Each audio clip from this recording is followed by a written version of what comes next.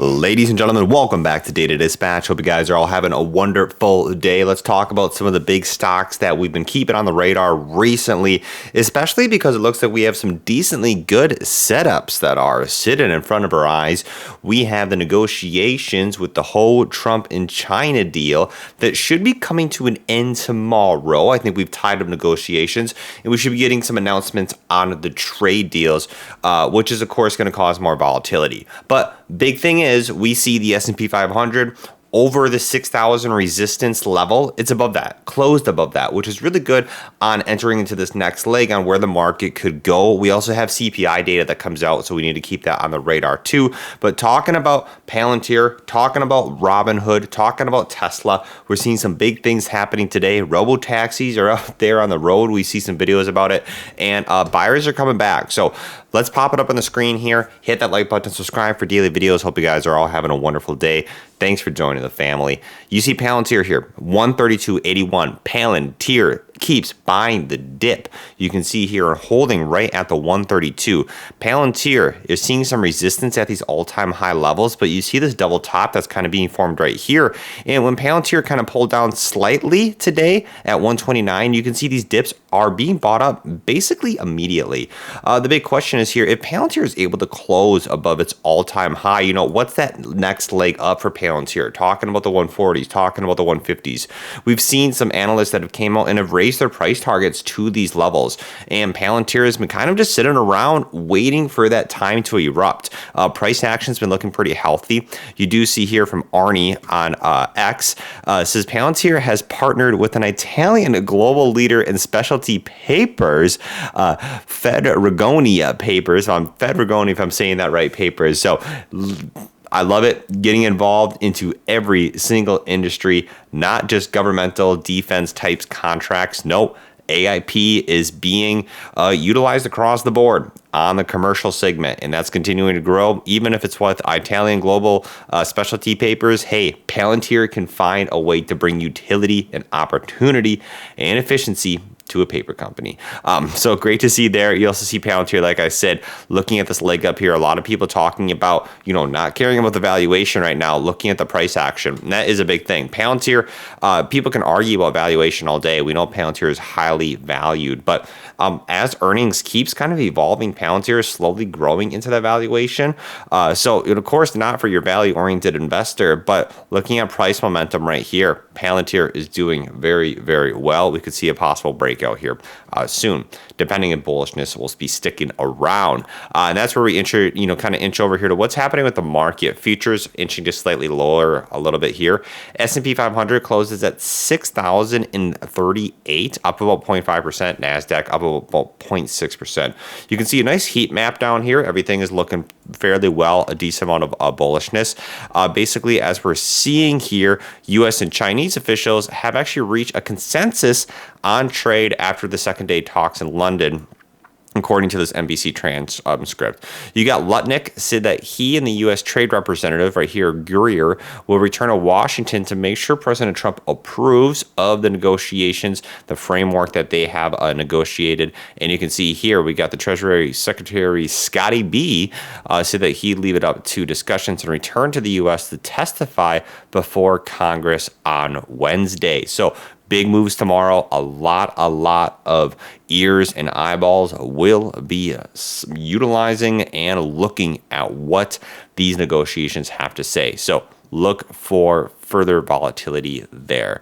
On top of that, we're also going to be seeing some CPI data that comes out for the month of May. And depending on what's going to be happening here with the market rebound, you know, what's the resuming of the tariff whole situation and the tariff trade kind of, you could say, war that we've been in. Now, the fact that these tariffs are really causing a lot of volatility in the market.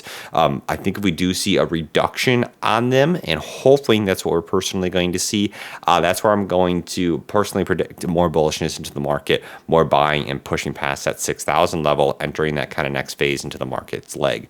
Looking, like I said, Consumer Price Index comes out tomorrow. Economists here pulling by the Dow Jones. They call for a 0.2% month-over-month increase. Well, headline CPI data anticipated to have grown 2.4% year over year. So this hot report talking about here, inflationary pressures, yes, we know are on the rise. We have a lot of pressure from the actual government, from Trump, to get Powell to cut the rates. And we've been saying that.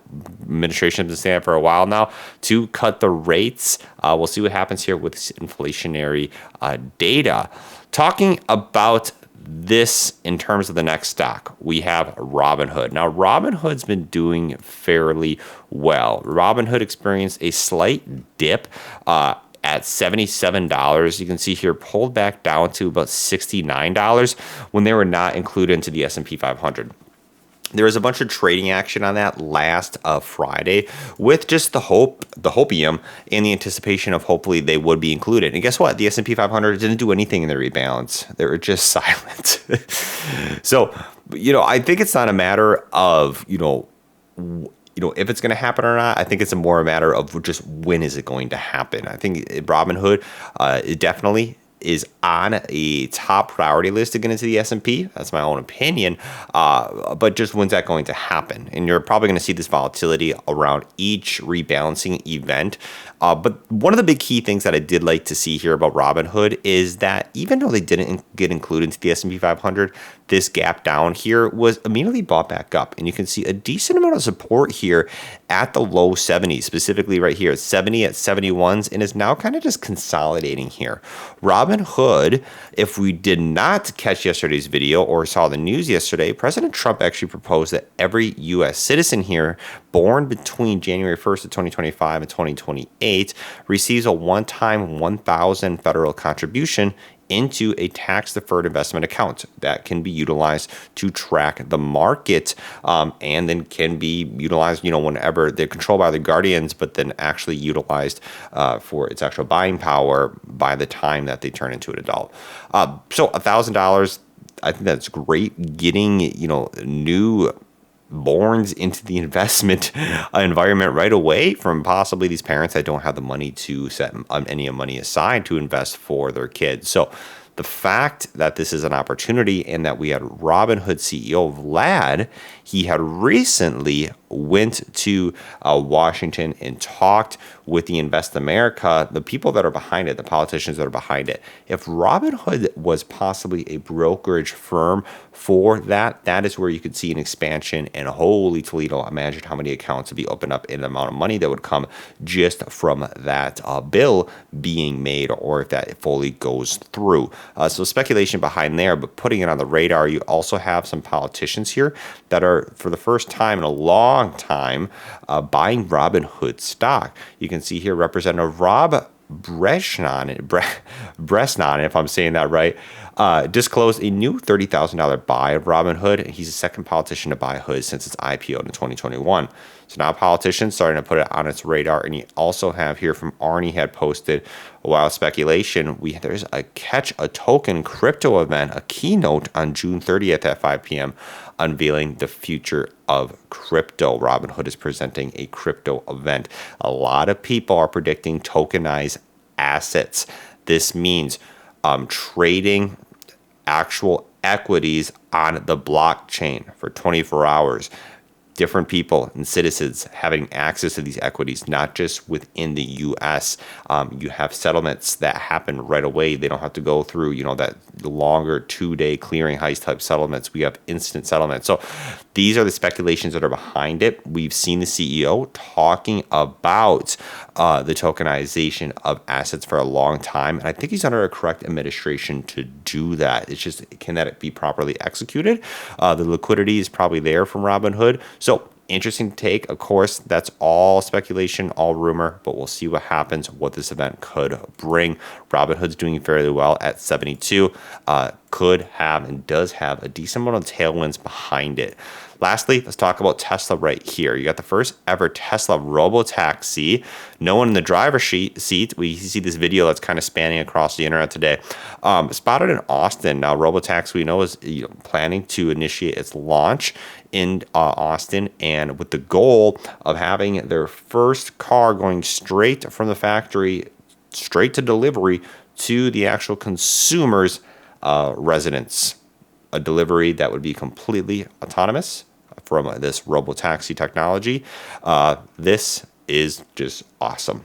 This is the future right here. I think that's what we're seeing right here. I loved this tweet here. Apple introducing transparent icons. Tesla's working on introducing robotaxis. So, very funny to see there. And it's true. It's kind of what we're seeing right here in terms of developing, these new technological legs. Tesla's been doing very well. And what you see with Tesla is a large buyback right here, a lot of buying pressure. It's currently sitting at 326. We had kind of that Trump-Elon feud. As we know, their official divorce that we saw is kind of getting some closure. We see them kind of acknowledging each other, being respectful towards each other, and kind of moving on. So the fact that this big drop here from 360 down to 273, insane amount of volatility. Tesla's on the climb back up to 326. The next area is that 330, 340 area. If it can reclaim this area, then it's got its next leg ups to basically back where it was at 350, 360. So it all just depends on how volatile, how much bullishness wants to come back into Tesla. As long as we don't see any big political tensions and Robotaxi, that event is rolling out well, then I think Tesla still has a decent amount of room to run. However, we do need to keep Q2 earnings on the lookout here just in terms of deliveries. There's low expectations for that. But what we saw in the last earnings was not the best earnings, and Tesla actually continued to grow. So what I have for you guys. What's your opinion on these three stocks that we covered? Peace out, take care, and I'll catch you guys later.